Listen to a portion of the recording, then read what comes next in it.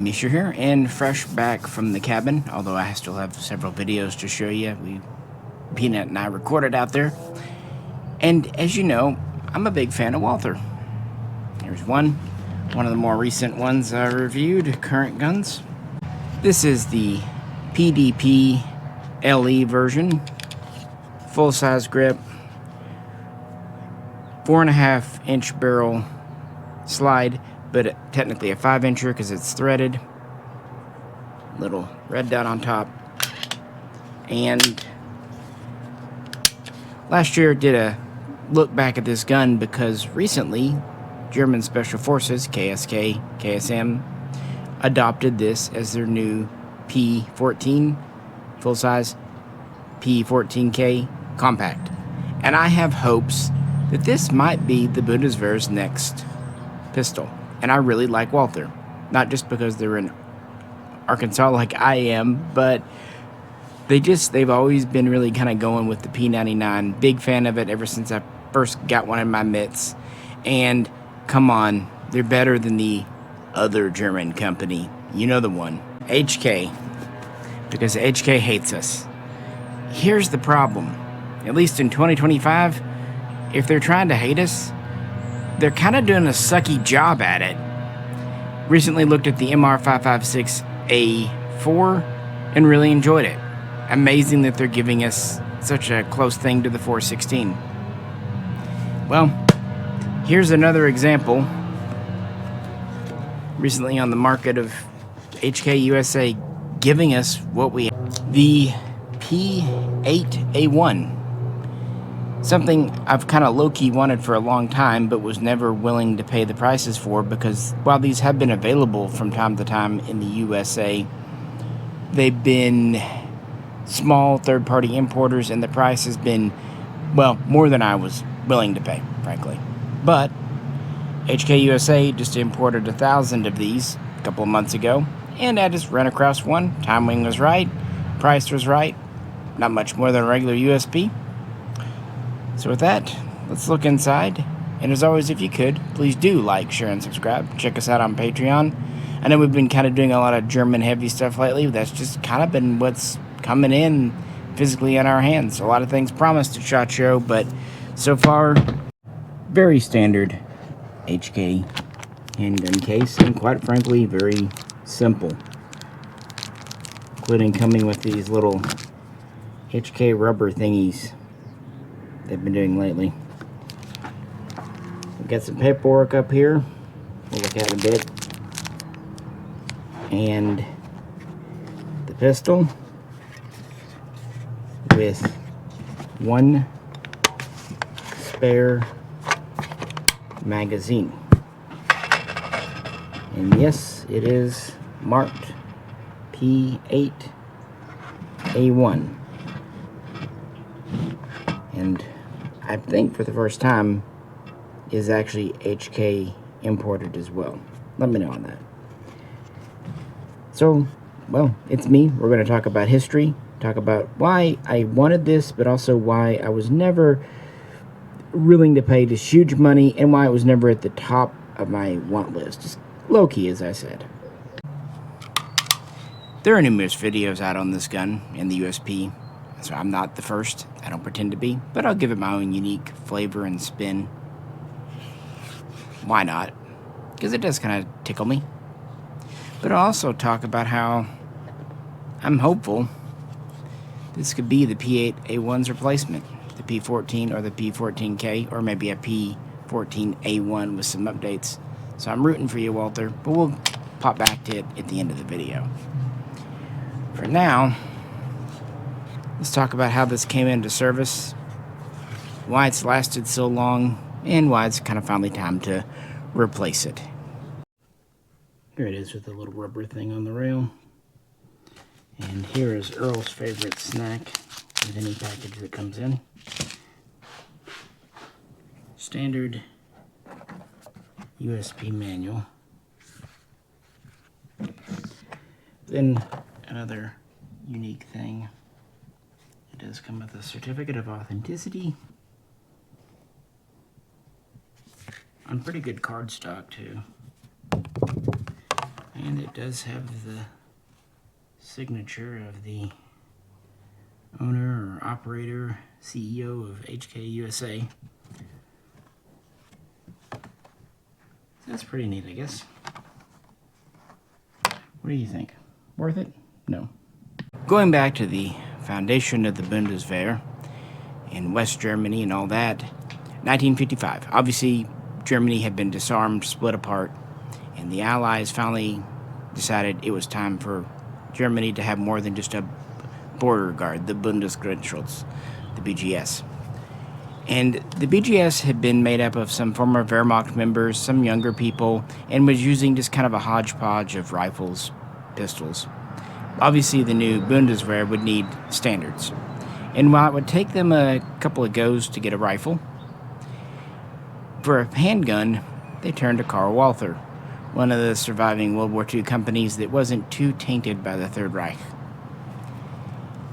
And the P38 pistol was very advanced for a military sidearm when it came out, firing the 9mm Parabellum, today updated to 9mm NATO.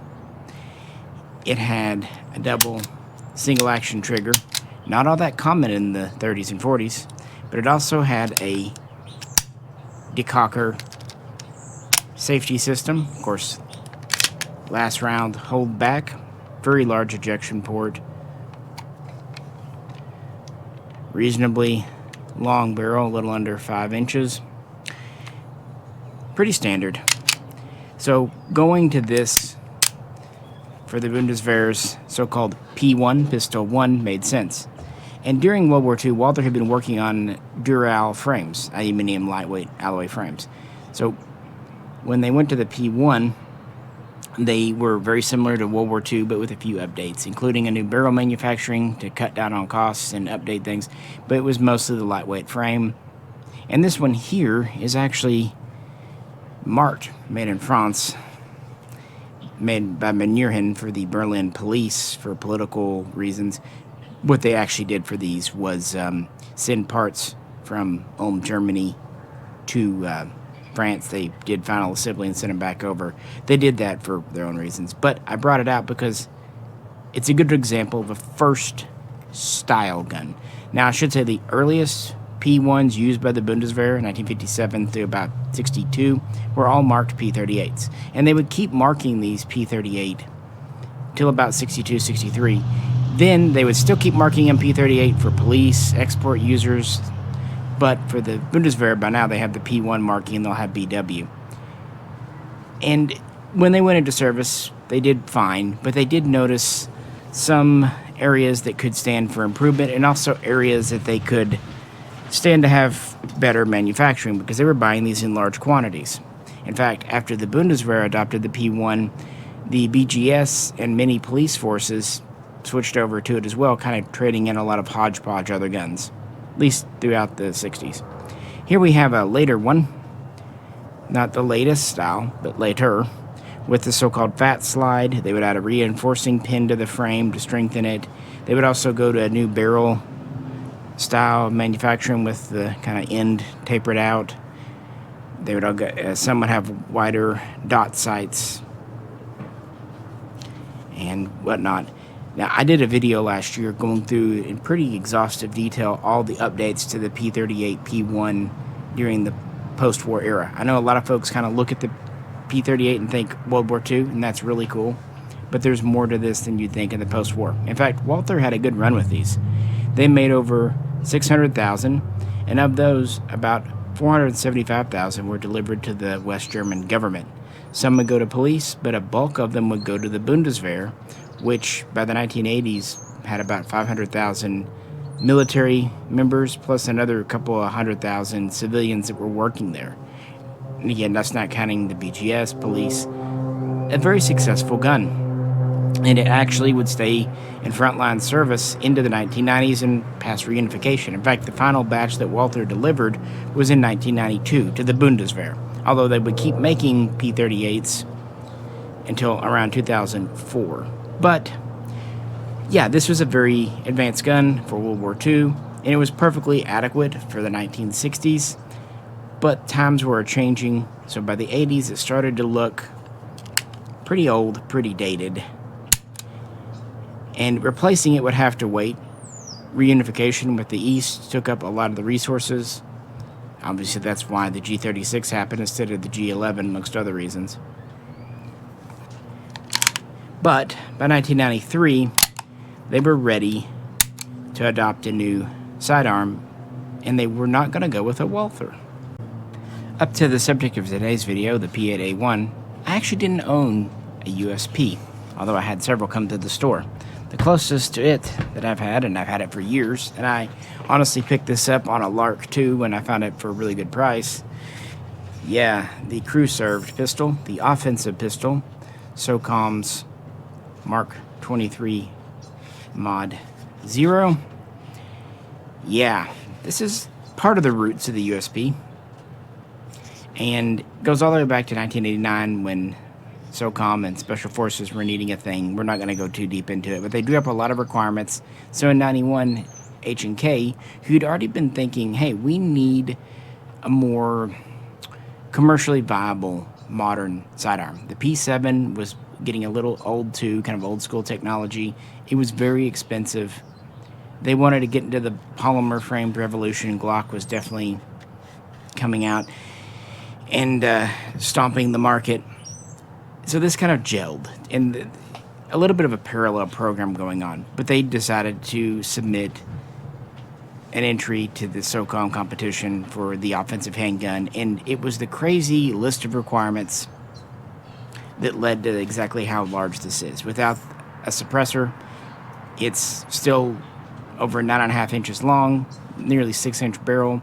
It weighs about 30,000 pounds. But it was always meant to have a suppressor. They wanted to go 45, and it had to be just super durable, super overbuilt. You can read up all the requirements, and I've done videos in the past on this gun. And so trials began around this time, 92, 93. Colt quickly dropped out. So, yeah, HK kind of won by default. Plus, they built the gun that actually met the standards. So in 1995, started happening. They started shipping these. They had ordered just under 2,000 from HK, and they shipped 96. And guess what? No one, at least operators in the field, really used it because it was so big and heavy, bulky. Yeah, it was designed by higher-ups, theoretically, with not as much input from actual operators, young men at the time. I'm really glad the U.S. military never did that again. Colt M45A1. Yeah, there's a reason the M45A1 also had a very short career. And this probably would have had a very, very short career, except the War on Terror kicked about 5 years later. And so you did see a resurgence in the use of the Mark 23 a little bit, but, you know, time moved on. But this is important for today's video because much of this gun is in this gun, except much smaller. HK won the Mark 23 contract, so there we go. But they knew that was not going to be a commercially viable pistol. At the same time, Smith & Wesson was introducing the 40 caliber Smith & Wesson. And a lot of companies were just taking their standard 9mm frames and tweaking them to work with 40. Well, HK, since they're already working on a heavy, durable system for 45 for the Mark 23, and just why not, they actually build the USP frame slide assembly for 40 Smith & Wesson specifically. Now you might think, well, how much more potent is it than 9mm? Honestly, 9mm of the day before plus B plus was common and all that, caught a bit. Yeah, it's weaker than 10mm, but you get the idea. So they would introduce the USP, a scaled down version of the Mark 23, essentially, with different internals and things. Around 1993, 1994, they would very soon introduce a 9mm version, and then a couple of years later, a 45 version. Ultimately, like the USP 45 Tactical ended up being what the Mark 23 should have been, just a lot less weight, quite a bit less size, too. And these were commercial guns. They did want something that was affordable on the market, more so than the P7. And To be fair, they were saying under $600 price point. That sounds really good in 2025, but if you use an inflation calculator, $600 in 1993, 1994, that's like $1,500 today. So not all that cheap. And of course, 1994 in America, the assault weapons ban comes in, and its major impact on pistols, the magazines. This had a standard magazine capacity of 15 rounds. For that matter, the Mark 23 was 12. But now they had to be limited to 10, and this hurt a lot of 9mm guns, because 9mm's big thing is number of shots. And it actually promoted 40 Smith & Wesson in America, because if you're only going to have 10 shots, if you're wondering how we got from P1 to P8, yes, there were pistols every step of the way. And if you'd like to see a video kind of going into that, let me know. But the trials are very quick, frankly. By 1993, they were declared, and Walther really couldn't do much. Their last pistol was the P88, and then the company was in financial turmoil. Eventually, it would recover, get new ownership, make the P99. But the Bundeswehr is looking for a new pistol right when they were in not a great position to do so. Now, you might say, well, you know, Sig Sauer, West Germany, yeah, but they were doing their own things. HK, they had just developed this. It was considered a cutting-edge pistol, but more importantly, thanks to the Mark 23 and that kind of DNA, it had gone through a lot of testing, a lot of durability. It was built to be both a commercial and a military pistol, and so it went through the trials very swimmingly. And it kept the same features as the P1. Of course, you know, double single action, safety, but this has an 8-round heel mag, and it's a pretty lightweight gun. And you can really see the same features carried over here. Double single action with an exposed hammer. Of course, hold back with a release. Barrel's shorter, about 4 1/4 inches. About 7.5 inches overall, a little less length, so yeah. And feels like half the weight of the Mark 23, I'm not gonna lie. And then, of course, some of the features that make this different from a standard USP 9mm. To be fair, originally, the USP 9mm had standard lands and grooves rifling too. This does as well. But when HK switched over in around 1995 to the polygonal rifling, the Bundeswehr kept on with their pistols having the standard lands and grooves. Why? It might have been standardization. They were already receiving pistols by then. Oh yeah, by the way, they won the trials. Like I said, it was such a foregone conclusion, and it is just a sidearm. I don't mean to dismiss sidearms, but not everyone agonizes over them like the U.S. did with the XM9 and XM10 trials. It was perfectly good, met their standards, and thanks to the U.S.-funded testing of the Mark 23, they didn't have to do a whole lot. So it won. They started getting P8s, 94, 95. So it's really not known if they kept that just to have standards, or some sources have claimed that the cost per gun would have gone up if they'd gone to the polygonal rifling version. And you know how government spending is. The budget's allocated. There you have it. So either way, worth pointing out, even today, since this is a current production gun, lands and grooves versus polygonal. Still an excellent barrel, though. And while it has the standard double single action, another famous thing is, of course, the safety. Up is fire. Middle, safe. And down, decock. But it springs back to safe. So, gotta flick it up to fire. And, yeah, I'm not breaking any earth-shattering news. That was done to more or less replicate the P1. Safe. Fire. Decock. Sticking down. I would also add that later versions, like the P4 and P38K, had just a spring-loaded decocker too. 3-dot sights. Paddle mag release, which I really like the paddle release.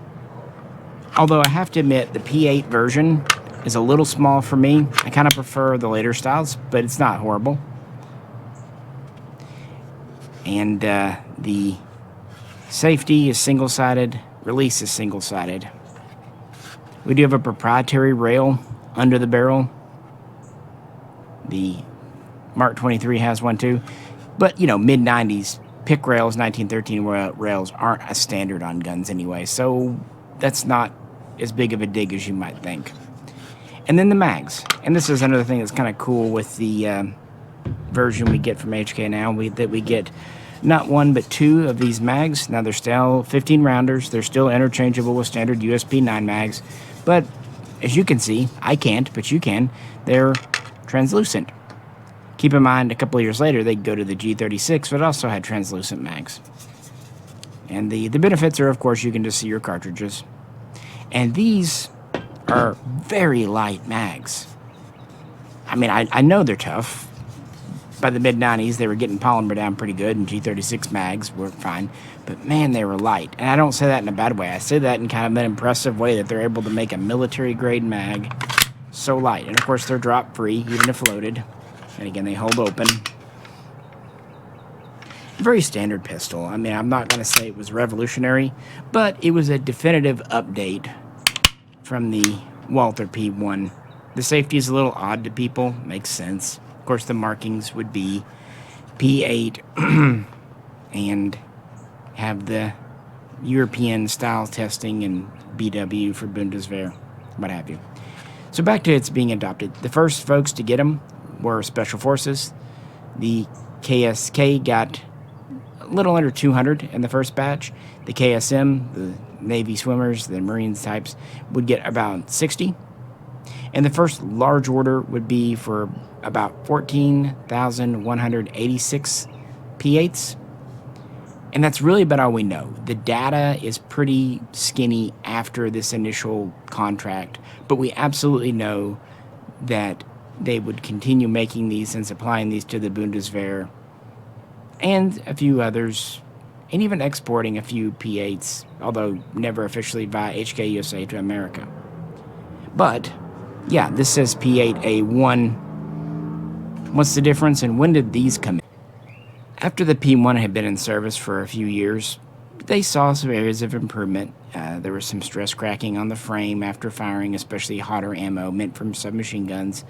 They found better ways to do the barrel, the reinforced slide. Most of these changes happened between the late 60s, early 70s, and were pretty incremental. And they never actually gave updated P1s a new name, but they did here. When did the P8A1 replace the P8? I don't know. And I don't know that anyone exactly does. But it seems to have been early 2000s. And I say this for a couple of reasons. One, the sights. With these, the luminescent paint, essentially glow-in-the-dark paint, are in the P8A1. HK started offering this around the turn of the millennium. Late 90s, early 2000s. So, kind of, you figure it's around that same time period. They also went to a better, more corrosion-resistant paint style finish on the slide.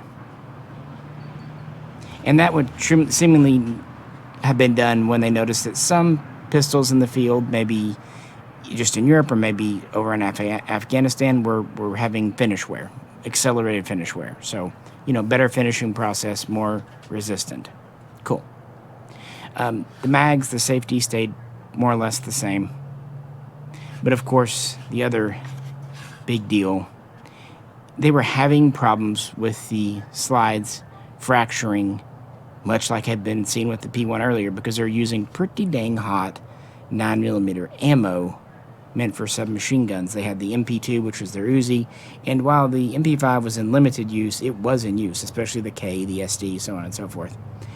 This assembly is very much based on the Browning style 1911 and high power, but simplified. And a lot of times I don't necessarily like guns all that much where you need to pull out your stop and whatnot. You sometimes need a little punch or a tool to kind of get it all the way in. That a Mark 23 is that way because of how thick it is. But with this, it's actually very easy to do. It's one of the better ones. I still prefer like the Glock style, the Walther style. So once you pull your pin off, you know, it comes right off. And our frame is quite lightweight. In a lesser company, you might wonder, but with HK, nah, you know they did their job. The slide looks pretty standard at the beginning. It does have this captive recoil spring. To be fair, the earliest USPs, the spring would come off, but by the time of the P8 and P8A1, this was a captive unit. And it's actually got a pretty neat recoil dampener built in, which makes firing the Mark 23 better. Pretty typical modified, updated, simplified Browning locked breech system. Tilting barrel. Again, our barrels aren't really changing. Still 4 1/4, still traditional rifling, still typical HK. But they added some material back in here to the slide at the areas, you know, where the barrel's locking up and recoil hits it to take hotter ammo. I don't think pistols were blowing up, but they noticed issues during inspection. And this is a very common thing. I'm not going to dog on HK here. We saw the same thing with the Beretta M9 going from the 92F to the 92FS version. Again, the Walther P1. It takes some time in the field before you really know what you're about. And of course, the War on Terror changed things, and these saw a lot more heavy use than they originally had. Reassembly, very easy, very straightforward. Much less of a chance of an idiot mark than on a 1911 too. I really do think these mags are neat. Not better, just unique and distinctive.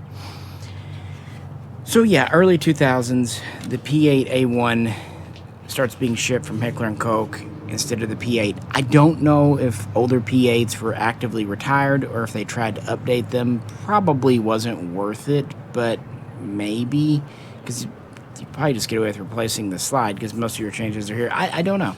I do know that some USP 9 stuff won't work with these just because of the changes to the safety system and the slightly different dimensions of the slide, what have you. Now, the Bundeswehr was downsized in the 21st century down to 180,000 active personnel at one time, but due to tensions in Europe rising over the last decade, they have gone up again. And throughout this, these were delivered. You can see different date codes. They're all dated, BB would be 2011, for example. This one, you can see here, is pretty well current.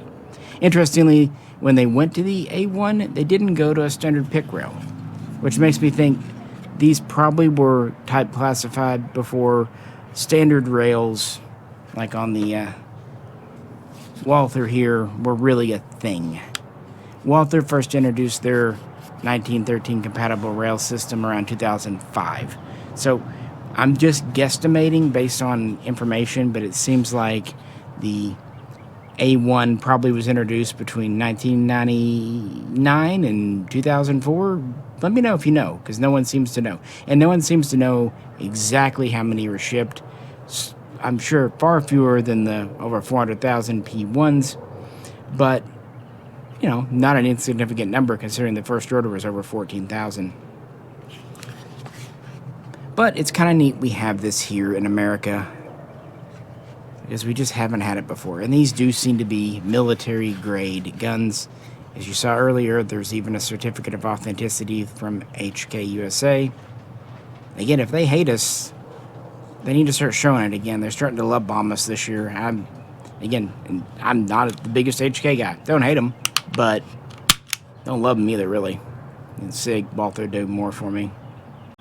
Now, I will say, too, the triggers on these in single action aren't fantastic. They're fine. They're military triggers. They're sharp and crisp, but they're kind of heavy to my taste. 6 pounds, maybe. I know some sources claim less, but I don't know. Now, the double action is absolutely, it's not crunchy or gritty. Again, it's very smooth, but it's heavy. I'd say 12 pounds. Not quite Polish P64 heavy, but not far off. But you got the exposed hammer.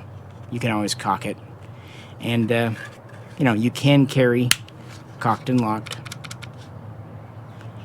or safety on, decocked, or safety off with one in the chamber, or not, with double action mode. So, you know, this system, I get it's a little strange, but it's not completely obtuse either, especially considering these are designed for a purpose.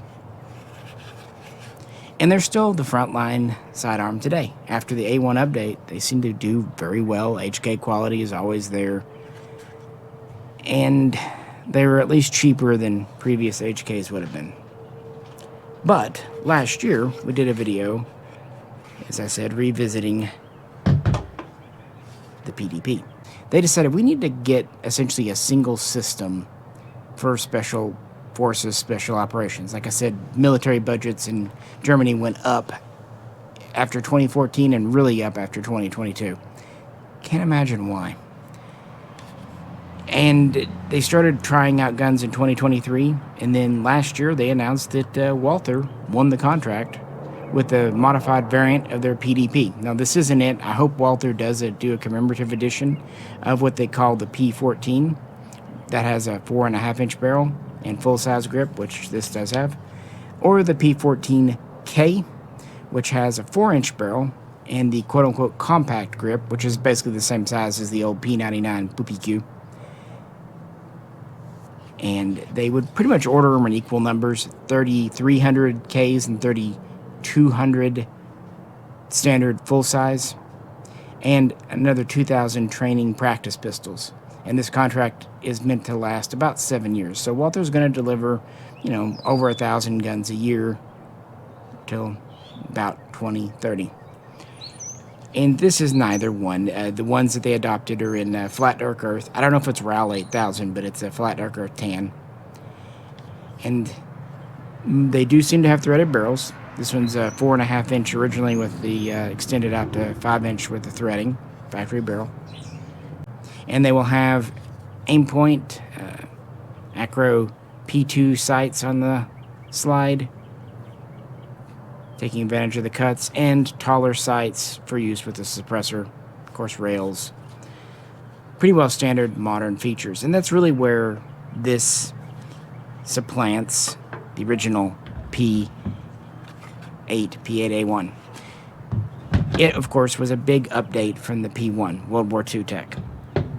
And this is essentially 80s, 90s tech. That's okay.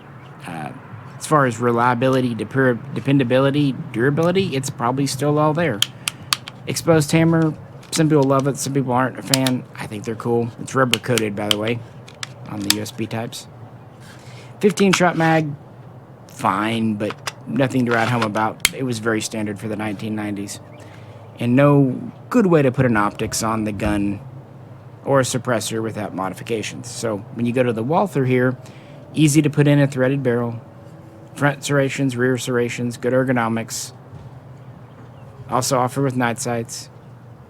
Built from the factory to take a plate to take an optic. Larger capacity, even the K version. Standard rail, and not just one slot, but multi-slot. And the trigger is actually really good on the PDP. You've got a Glock-style Dingus safety, and a very nice crisp trigger. I don't know what trigger weight the P14, they might have modified that for safety reasons. They may not have. Of course, I've always loved the ergonomics of the Walther grip, interchangeable backstraps. Yeah, it's a modern pistol, even though it's like a third-generation P99, and it's made in Germany. And it'd be interesting to see how Walther does with this big contract, because this is really the first time the German government's placed a large contract with them since the days of the P1 and so on and so forth. So I'm wondering if this goes well, it'll replace this. And back when we did that first video on the PDP, I was only speculating, and other people were too, that the Bundeswehr was getting ready to replace the P8A1 at large. However, in November of 2024, they confirmed it. They announced upcoming trials for this gun's eventual replacement. And by December, companies had to basically submit if they were interested in some other data, and then in return, the German government would submit requirements, specifications, and so on and so forth. And that's kind of where we're at now. As of late March 2025, we would assume it's still ongoing. The situation in Europe is absolutely not more stable. And while this is a cool gun, you could definitely see where if they're going to still need to buy new ones for a now expanding Bundeswehr again, might as well buy new pistols. And it'll be interesting to see exactly what the specifications are. 9mm, obviously a thing. That's going to be the NATO standard. The P8A1 is not turning me away from being a Walther fanboy. Still am. But it's cool that HK is giving us kind of more what we want. And I'm really interested to see what else they might do. They've talked about a semi-automatic MP7 as the CP7. They've talked about a semi-automatic G36 as the C36. Kind of referring back to that video with James Reeves. But I will say, they said in that video, they haven't even finished developing them, much less received approval to export from Germany or approval to import for the civilian market into the USA. A lot of hurdles left. But can you really say they hate us if they're at least putting the effort in? Hey, I gotta call them as I see them, metaphorically speaking. And what I'm seeing right now is HK USA trying to make up and apologize. You know, started with the SP5 series and has kind of gotten better and better. So it's going to be one of those brands that I'm going to keep a closer eye on going forward. I kind of backburnered them for a while. I wasn't really interested in the VP9 and all that. Not to say they're bad guns, but what I need that when I've got the Walther. But I love historical guns. I love Bundeswehr guns, going back to the Cold War. So again, when these appeared for reasonable money finally, and it was convenient timing for me to, it came in while I was actually out at the cabin, and I was very excited to get my hands on it when I got back. And I'm not disappointed, because I didn't expect it to be a, you know, the best thing ever. I expected it to be a Bundeswehr sidearm that they've been using for 30 years. And even if they adopt its replacement, it's going to be several more years before it's completely phased out. So with that, I'd love to know what you think. Any interest in that? If not, do you like other USPs? We've looked at the HK45 before, and of course had several videos. I think we did one on the USP LEM version years back. You know, handguns are one of those things. They get a little samey, but once in a while one jumps out at you. But yeah, drop a comment below, kind of what your thoughts are about this whole situation. And said this will be kind of the one of two videos coming up about just HK's attitude changing in the U.S. market this year. And as always, if you could, please do like, share, subscribe. Now, I know it's kind of de rigueur now, but what can you do? If you'd like to help support us, also check out Patreon. This is Misha. I mean, it's about dinner time.